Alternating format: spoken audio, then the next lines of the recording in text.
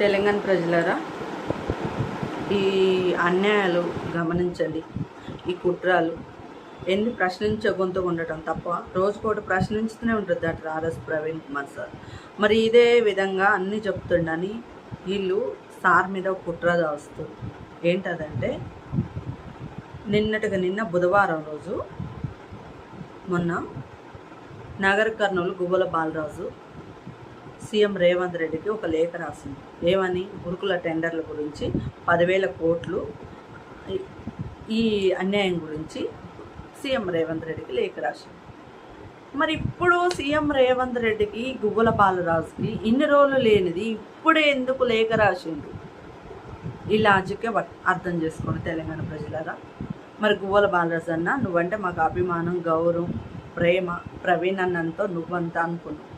కానీ నువ్వు ఇప్పుడు చెప్పే ఈ సైకో ఆలోచనలు నీ దగ్గర చూస్తే ఏంటి అన్న ఎట్లా అయిపోయింది అని బాధ అనిపిస్తుంది. ఈరోజు నిన్ను ప్రశ్నించుతున్నాం. సూర్యాపేట జిల్లా కోదాడ నియోజకవర్గం అనంతగిరి మండలం అమీనాబాద్ గ్రామం నుంచి ఒక బీఆర్ఎస్ మహిళా నాయకురాలుగా ఎంపటి నాగమణిగా నువ్వంటే అభిమానం అసహ్యం ముట్టుకొస్తుంది.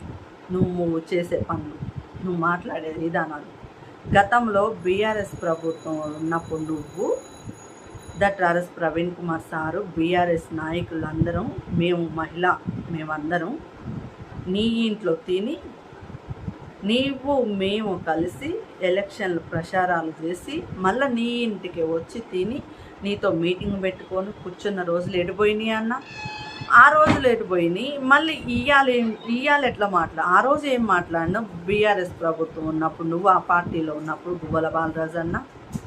మరి ఈ బీజేపీలోకి వచ్చినాక గువ్వల బాలరాజు అన్న బీజేపీ సత్తా చూపిస్తున్నవే అన్న. ఇది ఎంతవరకు కరెక్టే?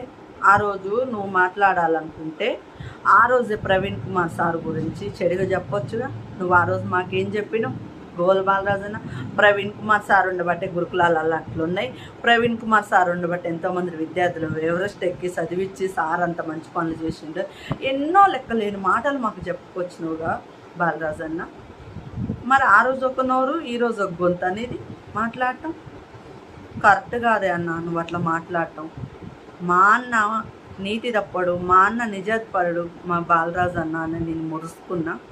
కానీ ఈరోజు నువ్వు మాట్లాడే విధానాలు నాకు ఎంతవరకు నచ్చట్లేదు. తప్పు అన్న.